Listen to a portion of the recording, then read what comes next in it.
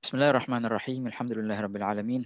Wassalatu wassalamu ala sayyidil mursalin sayyidina Muhammadin wa ala alihi wa sahbihi ajma'in. Subhanaka la ilma lana illa ma 'allamtana innaka antal alimul hakim wa tub 'alaina innaka antat tawwabur rahim. Allahumma ya fattahu ya alim ya fattahu ya alim ya fattahu ya alim iftah 'alaina fathan qariba ya arhamar rahimin. Allahumma la sahla illa ma ja'altahu sahla wa anta taj'alul hazana idza syi'ta sahla. Allahumma sahhil lana hifdzal 'ulum wa hab lana wasi'atil fuhum bi jahi nabiyyikal ma'sum sallallahu alaihi wasallam. اللهم إنا نسألك العلم اللدني والمشرب الصافي الهني وهاب يا غني ونعوذ بك اللهم من علم لا ينفع وقلب لا يخشع وعمل لا يرفع وعين لا تدمع ونفس لا تشبع ودعوة لا يستجاب لها برحمتك يا أرحم الراحمين يا أرحم الراحمين يا أرحم الراحمين. نوينا التعلم والتعليم والتذكر والتذكير والنفع والانتفاع والإفادة والاستفادة والحث على التمسك بكتاب الله وسنة رسول الله والدعاء إلى الهدى والدلالة على الخير ابتغاء وجه الله ومرضاته وقربه وثوابه سبحانه وتعالى. نوينا ما نوى به أسلافنا الصالحون نوينا ما أحاط به علم الله تعالى من حسن النيات. Alhamdulillah senantiasa puja dan puji syukur kehadirat Allah Subhanahu wa taala atas limpahan karunia nikmat hidayah taufiknya. Kembali lagi bersama kita dalam kajian mingguan Majelis Muwasalah Pusat bersama Majelis Muwasalah Wilayah Jember. Bersama kita mengkaji kitab Ar-Risalah Al-Jami' Al Habib Ahmad bin Zain Al-Habsyi dan kitab Bidayatul Hidayah li Imam Abi Hamid Muhammad bin Muhammad Al-Ghazali At-Tusi rahimahullah taala. Wahakadha ya ikhwan. Karena subhanallah di zaman yang kita hidup sekarang ini, walaupun bergejolak fitnah demi fitnah, ya, cobaan demi cobaan, tapi solusi yang termasuk solusi ke akar permasalahannya adalah dengan senantiasa kita meneruskan kajian kita, senantiasa kita fokus dalam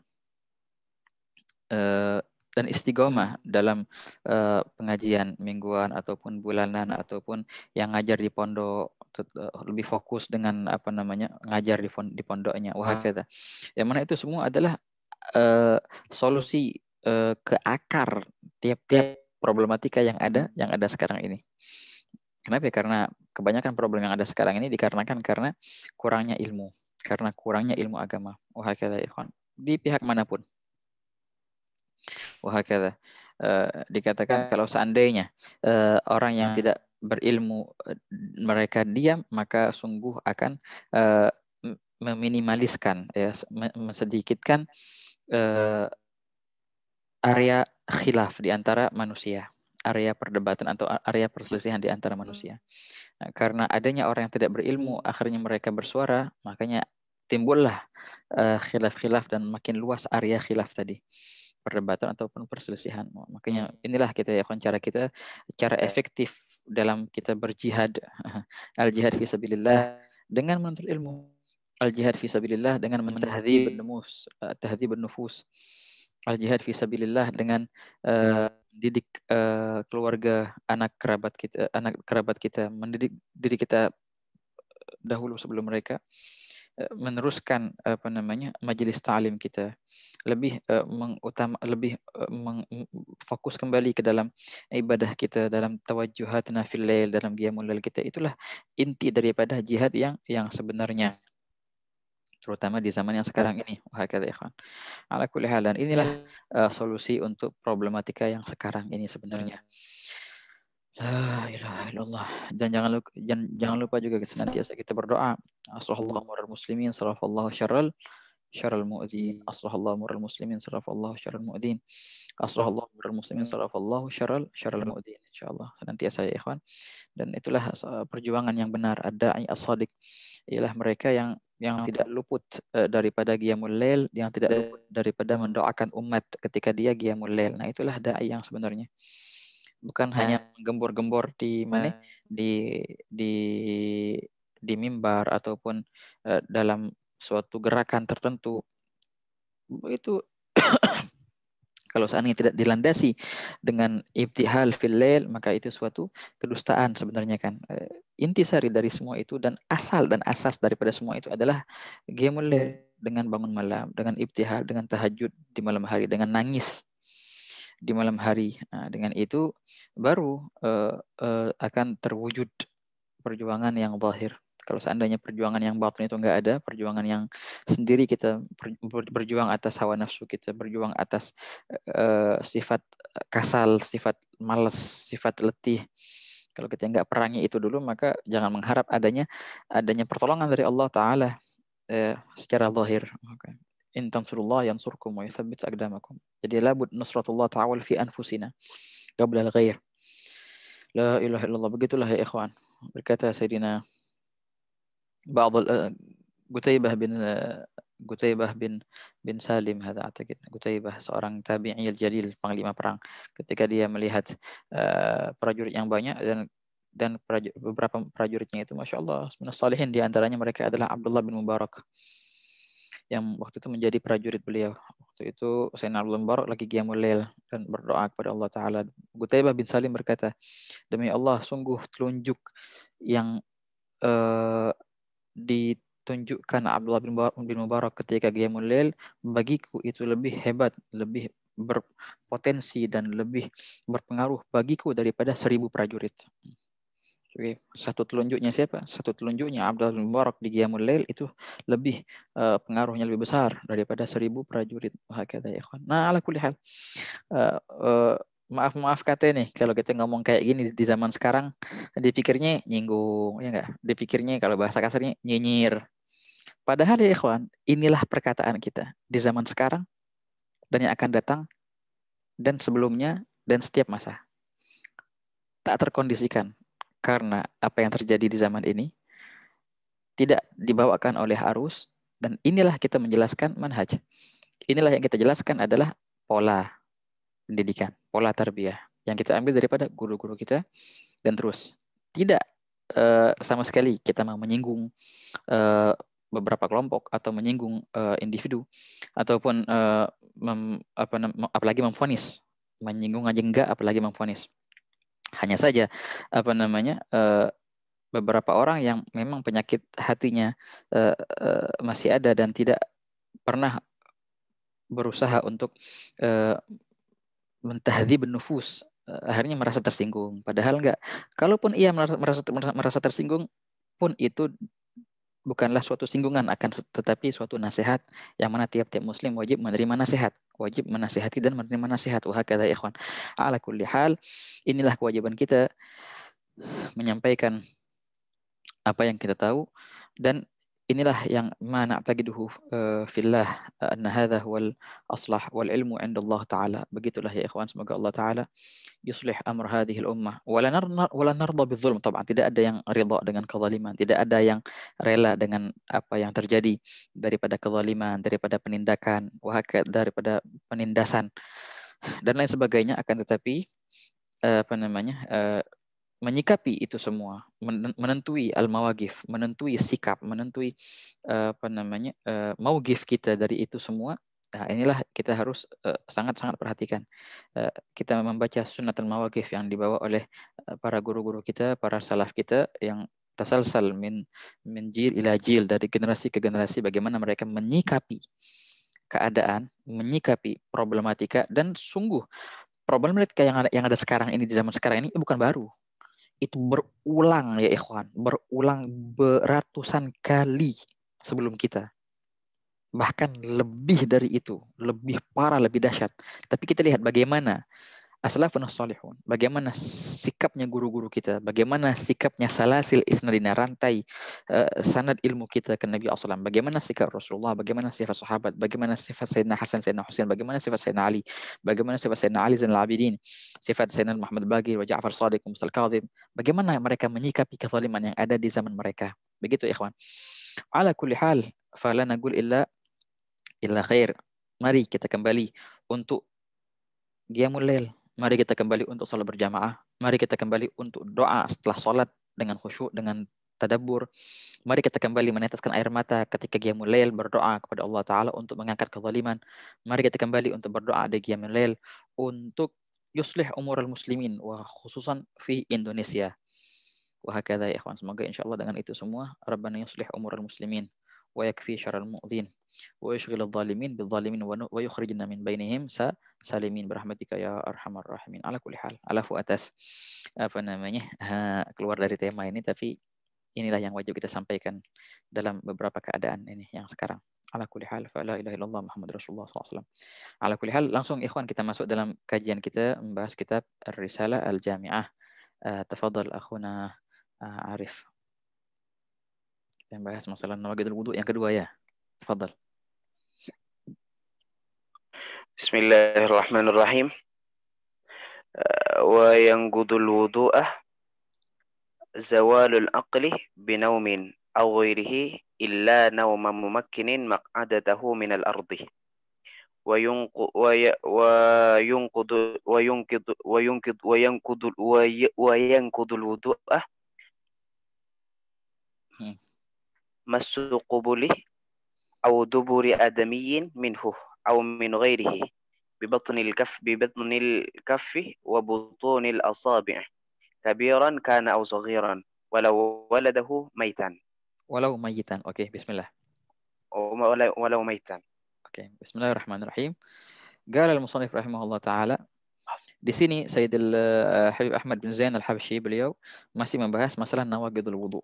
Nah, kita bahas kemarin nawaqidul wudu yang pertama ya, al-khariju min ahadis sabilain, tiap-tiap perkara yang keluar daripada salah satu dua jalan, yang itu adalah gubur atau dubur, ala makan, atas bentuk apapun.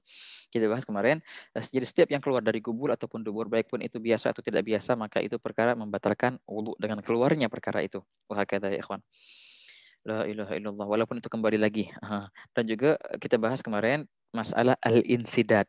Bila mana dibukakan selang, contohnya keluar kotoran dari selang itu, maka apakah batal wudhu kita dengan keluar kotoran yang dari selang itu? Kita bahaskan kadang-kadang itu selang dibuka padahal gubul atau duburnya masih berfungsi, itu hukumnya gimana? Kadang-kadang selang itu dibuka karena gubul dan duburnya nggak berfungsi, juga nggak berfungsi karena apa? Apakah memang diciptakan nggak berfungsi ataupun tadinya berfungsi kemudian dinonaktifkan fungsinya ataupun karena ada penyakit? Wah kata ikhwan. Nah, itu yang kita sudah bahas tuh yang kemarin-kemarin. Ala kulli hal. Sekarang kita akan bahas yang nomor 2. Wa yang wudu'a zawalul aqli binaumin aw ghairihi illa nauma mumakkinin maq'adatahu min al-ard. Di antara yang membatalkan wudu, yang nomor 2 sekarang, zawalul aqli, hilangnya akal. Artinya hilangnya tamyiz, apa namanya? Bisa membedakan ya. Hilangnya akal kita. Baik pun hilangnya akal itu dengan naum, dengan tidur, au ghairihi, atau dengan selainnya tidur. Seperti apa contohnya? Hilang akal dengan gila, hilang akal karena pingsan contohnya, hilang akal karena ayan contohnya, hilang akal karena mabuk contohnya, itu semua, atau hilang akal karena apa namanya makan ganja contohnya, mabuk, atau sakau dia contohnya, minum obat-obatan, itu semua masuk hilang akal. Dengan cara apapun, dengan sengaja atau enggak sengaja, otomatis langsung batal wudhunya. Bila mana akalnya sudah hilang, dia nggak bisa lagi membedakan, ya, diajak ngomong nggak nyambung, enggak. Itu berarti orang itu hilang akal. Nah, otomatis batal wudhunya. Naum dengan tidur. Kalau ngantuk gimana? Ngantuk batal nggak wudhu? Kalau ngantuk nggak batal. Lah ya betul. Kalau ngantuk nggak batal ya. Kalau tidur baru batal. Bedanya bagaimana? Ngantuk sama apa namanya? Tidur. Nah, kalau ngantuk itu ya kawan, dibilang dia itu mendengar, tapi dia nggak paham apa yang diutarakan. Itu ngantuk. Kalau tidur, dia nggak mendengar sama sekali. Itu tidur namanya. Gitu. Kalau ngantuk sih nggak batal. Contohnya gini, sering nih contohnya, kalau seandainya itu lagi hadir ceramah gitu contohnya ya, untuk membedakan antara ngantuk sama tidur. Itu lagi hadir ceramah contohnya, atau lagi khutbah yang ceramah lama, membosankan contohnya. Akhirnya ente ngantuk. Itu bingung, ini ngantuk atau tidur ya? Kita tanya sama orang ini. Inti dengar gak tadi ceramahnya itu Ustadz itu? Anda dengar. Oke. Apa sih tema ceramahnya? Apa ya? Nggak tahu dia. Berarti ngantuk itu. Nah, dia dengar ceramahnya tapi dia nggak tahu temanya apa, pembahasannya apa, nggak tahu sama sekali, nggak ingat sama sekali. Tapi dia dengar. Ini ngantuk nih contohnya. Tapi kalau seandainya ente dengar nggak? Ada nggak dengar sama sekali. Nah, itu tidur berarti itu. Nah, gitu. Itu bedanya antara tidur dan ngantuk ya, kawan. Tidur itu batal wudhu. Kalau ngantuk enggak batal. Kalau ragu ini ngantuk atau tidur ya, berarti tetap enggak batal, masih muskilah. Jadi yang batal bila mana tidur dengan yakin. Wah kata. Tidur ataupun gila ataupun ayan contohnya, ataupun mabok ya enggak sadar. Itu semua itu langsung batal wudhu dengan itu semua. Walaupun sekejap, besok sadar lagi. Pingsan sebentar atau besok sadar lagi. Ya batal wudhunya. La ilaha illallah. Nah, di sini ada pengecualian. Illa kecuali katanya. Illa kecuali nauma tidurnya. Nah, di sini ikhwan ada satu yang menghilangkan akal tapi dia nggak batal wudhu. Nauma hanya tidur yang memenuhi 4 syarat.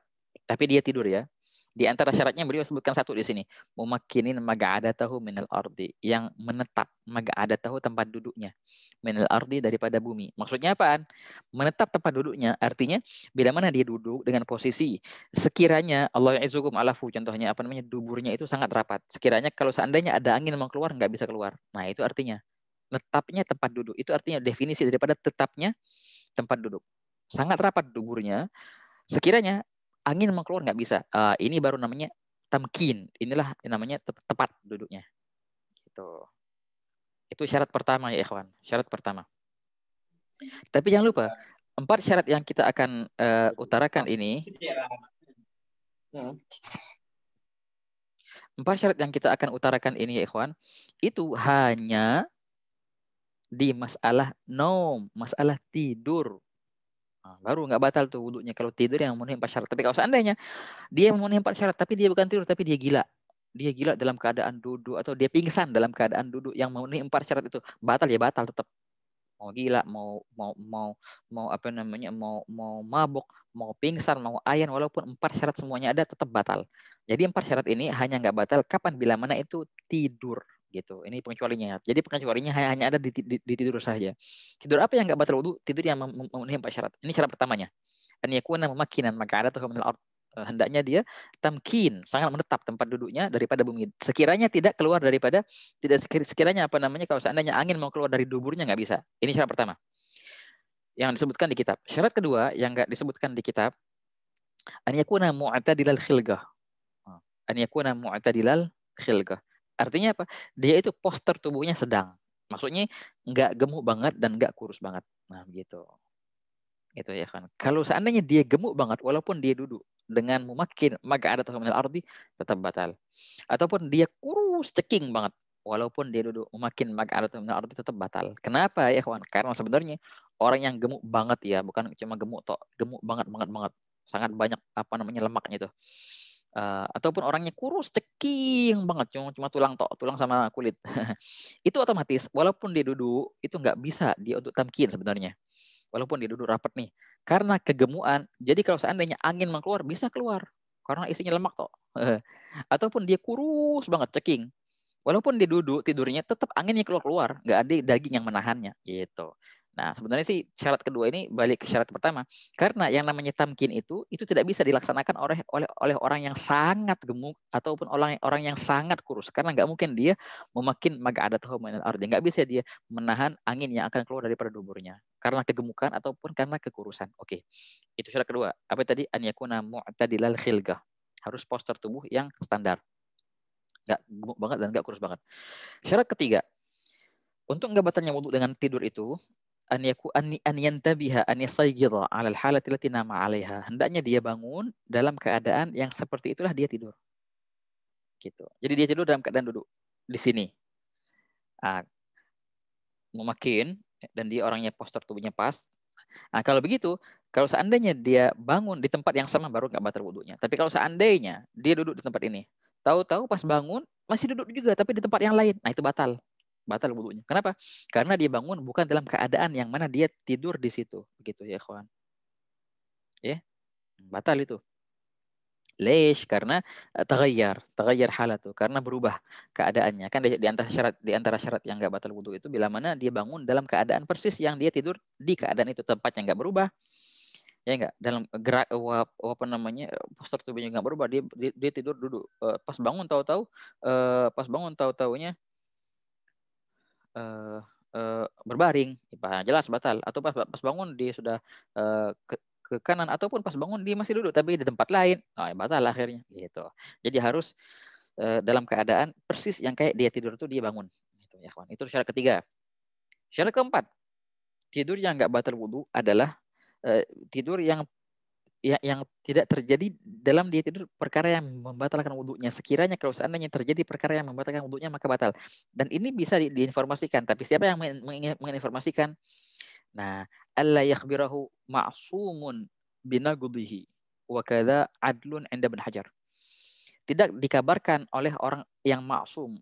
Siapa yang maksum itu? Maksum itu bukan nama orang ya. Maksum itu sifat. Sifatnya siapa? Maksum orang yang nggak mungkin untuk maksiat. Man hadzal maksum? Al maksum huwal anbiya. Itu anbiya. Malaikat juga maksum. Jadi artinya nggak ada seorang nabi yang mengkabarkan inti tadi batal wudu. Gitu. Kalau seandainya ada seorang nabi yang mengabarkan inti batal wudu inti. Inti duduk. Tidur dalam keadaan duduk. Wah, orangnya pas postur tubuhnya. Wah, nggak berubah gaya duduknya, tempatnya nggak berubah pas dia bangun dan dia tidur persis. Tahu-tahu bangun, datang seorang nabi. Nabi siapa yang bangun? Nabi Isa contohnya. Kan mau datang Nabi Isa, dan Nabi Isa adalah seorang yang maksum ya kan. Nabi Isa bilang, inti batal tadi wudu ente. Ya sudah, kalau begitu batal wudu kita. Wajib kita percaya dengan seorang maksum ini. Cuma maksum toh. Kalau seorang yang bukan maksum, dia ini bukan maksum tapi adalah seorang yang adil, seorang yang adil. Yang dikit maksiatnya, tapi dia bukan maksum. Ustadz ataupun kiai-kiai, contohnya orang yang masya Allah lah, wali, gutub, yang ngabarin kita, ente tadi batal wudu ente. Nah, wajib gak ente ngambil perkataannya dan ente jadi batal wudu ente atau enggak wajib? Ini ada khilaf. Galib bin Hajar wajib. Jadi bukan maksum toh, maksum dan orang yang adil, yang bisa membatalkan wudu ente dengan informasinya. Tapi kalau kata Imam Romli enggak, cuma hanya maksum saja yang bisa membatalkan wudu ente dengan informasinya. Tapi kalau orang yang adil bisa aja ente tolak informasinya. Hada kalam Imam Romli. Wakadha alla yukhbirahu ma'sumun binaqdihi. Wakadha adlun inda Ibn Hajar. Wahakadha ya. Nah, itulah 4 syarat yang tidak membatalkan wudu dengan tidur. Cuma tidur saja ya. Kalau orang pingsan dalam keadaan 4 syarat itu tetap batal. Itu ya, ikhwan. Nah, inilah pengecualian yang beliau katakan tadi. Illa nauma mumakkin maq'adatahu minal arti. Itu pembahasan yang kedua ya, ikhwan. Insyaallah kita akan lanjut membahas pembahasan yang ketiga di antara nawaqidul wudu masugubul adami au halaqatu duburi bi batn raha au batn asabi. Insyaallah kita bahas di minggu yang akan datang insyaallah ya, ikhwan. Nah, kita akan lanjut ke pembahasan yang kitab yang kedua adalah kitab Bidayatul Hidayah. Tafadhal al-akh Arif. Nah, bentar ya.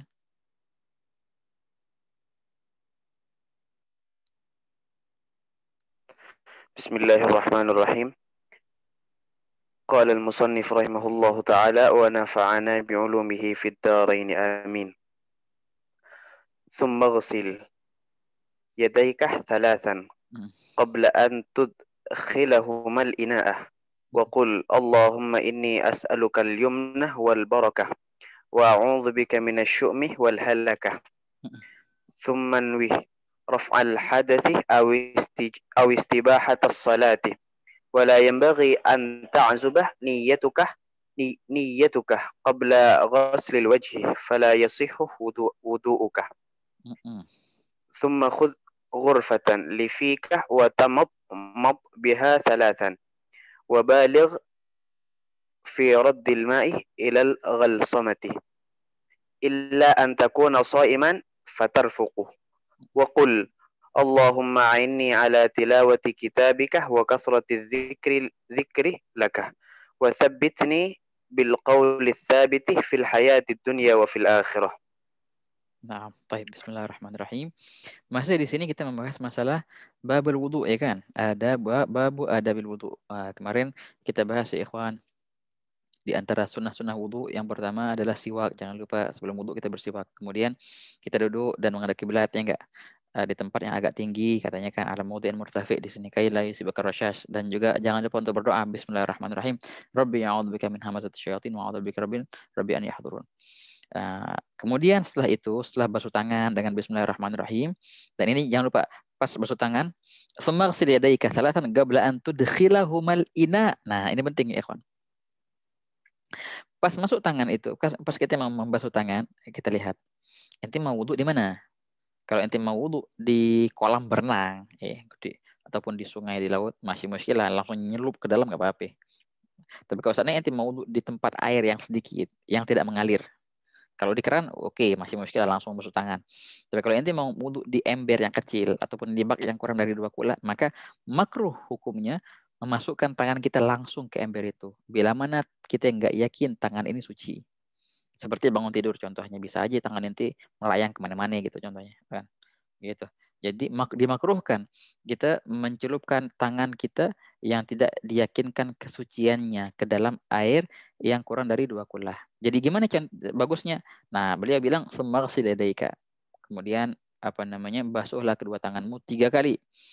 Sebelum engkau memasukkan keduanya ke dalam ember itu. Qabla an tudkhilahuma al-ina. Qabla sebelum an tudkhilahuma engkau memasukkan kedua tangan itu kemana? Ke al-ina'ah. Nah, kepada ember wadah. Nah, jadi sunnahnya untuk dibasuh di luar. Ambil gayung itu ente basuh kedua tangan itu di luar. Jangan nyelup di dalam dulu. Nah, itu kapan? Bila mana ente nggak yakin suci. Di antaranya apa namanya? Setelah bangun tidur. Ya enggak? Kan ada hadisnya itu. Fa innahu la yadri aina batat yaduh kata Nabi SAW. Karena ente nggak tahu tangan ente semalam bermalam di mana gitu. Bisa aja ngelayang kemana-mana gitu kan. Mungkin dia apa namanya, dia nyentuh tempat yang najis kan. Ada peristiwa kita biasanya ceritain itu. Ada seorang yang nggak percaya hadis Nabi SAW, akhirnya dibilang, aneh tahu kok tangan aneh nggak kemana pas tidur. Paham? Akhirnya besoknya dia tidur, dibangun tahu-taunya tangannya sudah masuk ke dalam duburnya. Na'udzubillah min dzalik. Nah, makanya ikhwan, apa namanya,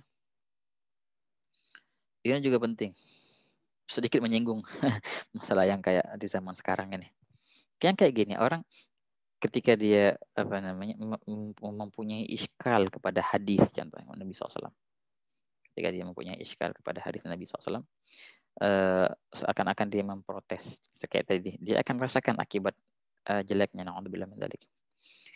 Juga ada beberapa hadis contohnya sekarang ini contohnya kan. Apa namanya?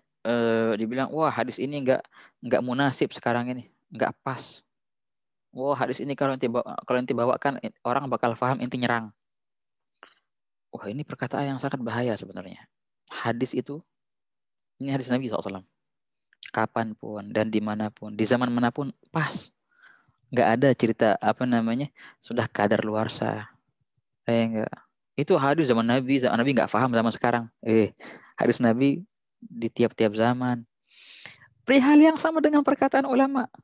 Kapan kalam itu? Itu 3 tahun yang lalu. Ya Allah, kalam yang 3 tahun yang lalu, itulah kalam yang sekarang. Dan kalam yang akan datang. Nggak ada ceritanya kadar luarsa dalam perkataan ulama. Nah, itu penting ya ikhwan. Penting banget. Inilah cara kita menghormati ulama kita. Inilah cara kita untuk menghormati para guru-guru kita. Dibilang ini loh kalamnya, itu mah dulu, itu mah 3 tahun yang lalu, itu mah 5 tahun yang lalu. Sekarang berbeda. Temanya sama padahal. Itu cara orang kabur.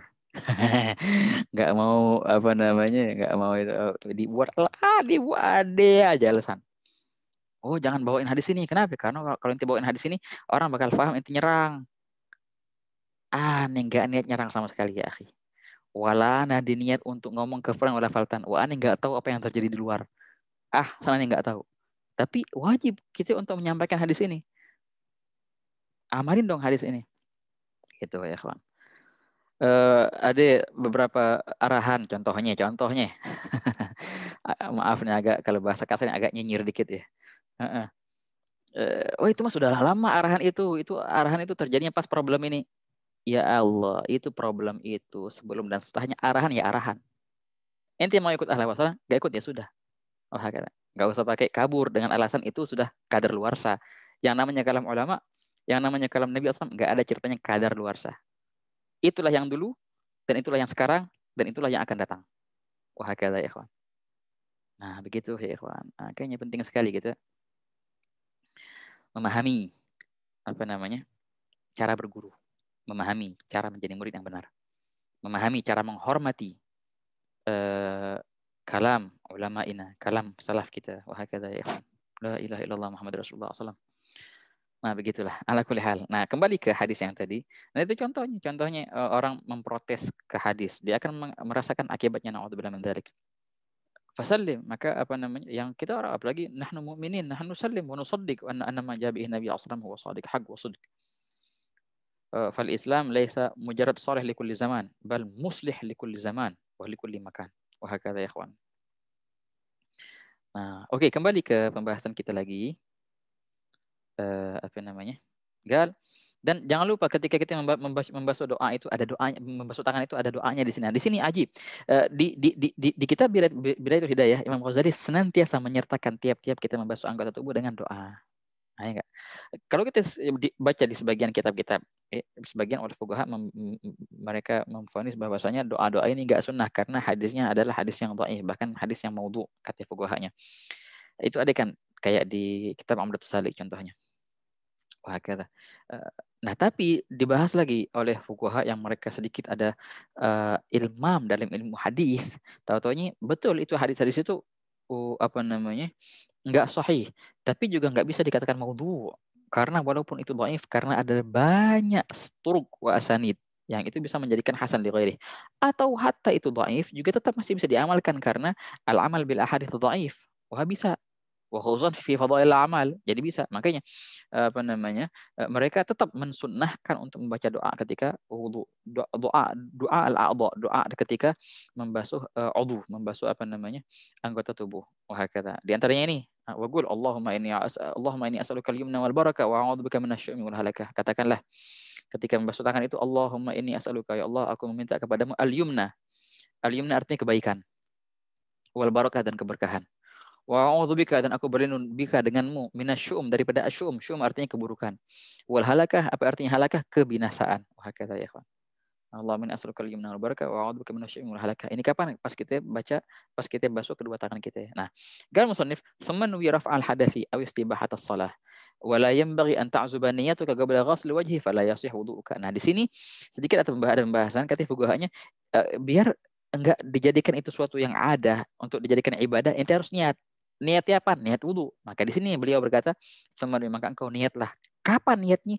Sebelum kita basuh muka nih, ikhwan. Ini ceritanya kapan? Ketika masih basuh tangan nih. Belum lagi antara ada kumur-kumur ya, enggak ada basuh hidung segala macam. Jadi niatnya sekarang kata Imam Ghazali. Pas basuh tangan itu ente niat. Niat apa? Niat wudhu. Niat rafa'al hadatsil asghar, rafa'al hadath gitu. Ataupun nawait istibahalis shalah bisa. Atau nawaitul wudhu ataupun nawaitul wudhu. Jadi niatnya ketika basuh tangan. Nah, cukup? Enggak cukup.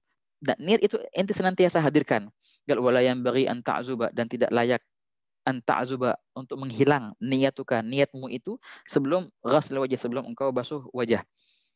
Kalau hilang apa yang terjadi? Fala yasih wudu'uka maka tidak sah wudu. Maksudnya gimana? Ente sekarang niat ketika basuh tangan. Bukannya niat sekarang niat tuh abis itu sudah ente terserah mau khayal kemana mau ngomong sama orang enggak itu niat ente hadirin terus ente hadirin ente sekarang lagi wudu nih lagi rafal hadatul asghar atau lagi fardhu atau lagi istibahah fardhu shalah ente terus itu ente hadirin pas ente kumur-kumur khusyuk gitu masya Allah pas ngapa juga bersihin hidung sampai basuh muka. Nah, pas basuh muka sudah kena air di muka. Nah, tafadhol sekarang ente mau ngekhayal kemana tafadhol. Mau ngomong sama orang tafadhol walaupun makruh sebenarnya. Jadi disertakanlah niat itu dari awal membasuh tangan dan diseretlah si niat itu pas ketika dia kumur-kumur pas dia basuh hidung sampai menyambung ke basuh muka. Nah, ini adalah waktu dalam senantiasa dia istihdhar niat. Pas dia basuh muka baru terserah ente mau tetap mengistihdharkan niat itu sampai akhir wudu sunnah ataupun ente enggak istihdharkan enggak apa-apa. Buat apa itu? Itu semua untuk dijadikan amal-amal yang sebelum basuh muka yang namanya basuh tangan, kumur-kumur dan basuh hidung itu dijadikan dalam amal wudu semua. Biar dapat pahala wudu nih. Kalau itu nggak niat kayak gitu, otomatis ini bukan masuk dalam wudu karena wudu itu mulai dengan amal ya enggak dengan niat. Niatnya ada di basuh muka, berarti ini semua suatu ada bukan ibadah maka nggak ada pahalanya. Nah, tapi ini ikhwan ada iskal di kalangan fuqaha mereka berkata itu muskilahnya ntar pas di kumur-kumur ya enggak pas di kumur-kumur kalau ente niat nawaitu rafa'al hadath otomatis itu air ntar bakal kena sebagian mulut yang mana mulut depannya mulut itu adalah sebagian dari wajah langsung otomatis dia basuh muka sekarang.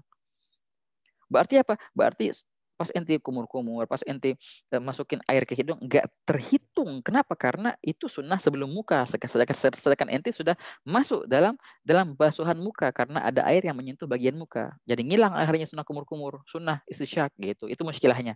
Akhirnya dijawab oleh fuqaha. Solusi sebenarnya jadi pas basuh tangan kita nggak niat istibahal shalah ataupun kita nggak niat nawaitu raf'al hadath atau kita nggak niat nawaitu fardhul wudu ataupun nawaitu wudu. Kita niatnya apa? Kita niatnya untuk mengamalkan sunnah-sunnahnya wudu. Nah, itu solusi. Jadi pas basuh tangan, so ente harus niat, betul harus niat. Kalau ente nggak niat nggak ada pahala. Niatnya apaan? niatnya ini adalah sunnah-sunnahnya wudhu. Ente istihdorin, ini bukan perkara adat kebiasaan, enggak. Ini basuh tangan bukan karena kotor tangan, enggak. Ini adalah sunnahnya wudhu. Ane kumur-kumur bukan karena kumur-kumur untuk sikat gigi, enggak. Ini memang sunnahnya wudhu. Gitu. Harus ada istihdor itu. Ini bahwasanya nawaitu sunanan wudhu. Aku berniat untuk mengamalkan sunnahnya wudhu. Itulah yang harus kita niatkan pas kita siwak, pas kita basuh tangan.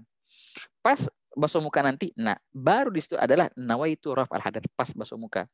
Pas basuh muka itu bisa enti di situ niat lagi, niatnya baru niat yang wajib sekarang, raf'al hadath kah, ataupun istibah li shalah kah, ataupun nawaitu wudu kah, atau nawaitu fardhu wudu. Jadi begitu, ada dua niat ya ikhwan. Niat pertama adalah niat sunan wudu dari awal pas kita mulai wudu itu pas basuh tangan, dan niat kedua adalah pas kita basuh muka. Ini adalah yang fardu nih.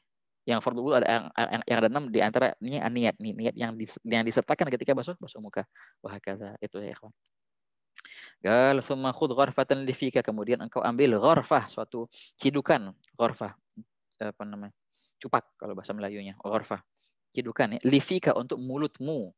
Habis basuh tangan, habis niat itu, wa tamaddan, engkau berkumur-kumurlah biha dengannya salasan 3 kali. Wa baligh, dan apa namanya, berlebih-lebihlah engkau fi raddil ma, untuk sampai membolak-balikan air ilal ghalsama, sampai ke ghalsama. Ini orang-orang tenggorokan sini. Gitu. Illa an takuna shaman, kecuali kalau ente puasa. Jadi sunnah kan pas kita wudu enggak sunnah nelen ya, enggak, jangan ditelan airnya. Ente kumur-kumur, pas kumur-kumur kalau bisa di gitu, masuk ke sini juga ke tenggorokan. Itu namanya ghalsama. Sampai keluar lagi. Nah, itu sunnah ya apa namanya mubalaghah. Al-mubalaghah fil madmadah. Kecuali kalau ente puasa, maka enggak sunnah mubalaghah itu, jadi makruh. Cuma kalau puasa cukup untuk kumur-kumur saja di mana, di mulut, tapi enggak usah untuk masukin ke ghalsamah, ke tenggorokan, ataupun ke orang-orang tenggorokan, enggak usah, makruh hukumnya. Oke, dan ketika ente kumur-kumur, ada doanya juga. Apa doanya? Waqul Allahumma a'inni, ya Allah, a'inni, bantulah aku ala tilawati kitabik, atas mentilawahkan kitabmu, wa kasrati dzikri laka, dan juga banyak zikir kepadamu, wa sabitni bil qauli sabit, dan tetapkanlah aku dengan al qauli sabit, dengan perkataan yang tetap, adalah la ilaha illallah gitu, fil hayati dunia, dan di kehidupan dunia, dan juga fil akhirah, jadikanlah kami ahlu la ilaha illallah di dunia dan di akhirat. Wa hakadha ikhwan. Jadi cukup sampai sini. Jadi ringkasnya ya ikhwan, jangan lupa pas kita wudu basuh tangan dulu. Ya enggak, sebelum kita nyelupin tangan ke ember, ente basuh di luar tangan itu, jangan nyelup langsung. Gitu. Apalagi habis bangun tidur ya. Jangan lupa baca doanya, Allahumma asqil yumnan barakah. Kemudian apa namanya, niat sunnah itu juga untuk kumur-kumur di sini. Kumur-kumur 3 kali ya enggak. Dan juga mubalaghah di kumur-kumur sampai ke tenggorokan, kecuali kalau itu puasa. Dan juga doa untuk kumur-kumur. Nah, jadi kita ambil di sini beberapa sunnah yang harus kita amalkan insya Allah. Kita akan lanjut kembali insya Allah membahas masalah beberapa sunnah-sunnahnya wudhu juga. Di antaranya adalah istinsyak dan juga istinthar insya Allah. Kita akan bahas di pertemuan yang akan datang insya Allah. Wallahu a'lam بالصواب إن شاء الله. الفاتحة بالقبول وتكون بسرعة فتح إلى حضرة النبي صلى الله عليه وسلم. الفاتحة.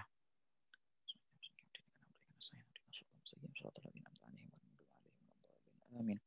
يا ربنا اعترفنا بأننا اقترفنا وأننا أسرفنا على لظى أشرفنا، فتب علينا توبة تغسل لكل حوبة، واستر لنا العورات وآمن الروعات، واغفر لوالدينا ربي ومولودينا والأهل والإخوان وسائر الخلان، وكل ذي محبة أو جيرة أو صحبة، والمسلمين أجمع آمين ربي أسمع، فضلا وجودا منا لا باكتساب منا، بالمصطفى الرسول نحظى بكل سول، صلى وسلم ربي عليه عد الحب، وآله وصحبه عداد طش الصحب، والحمد للإله في البدء والتناهي، حمدا كثيرا دائم ما هبت النسائم. سبحانك اللهم وبحمدك أشهد أن لا إله إلا أنت أستغفرك وأتوب إليك.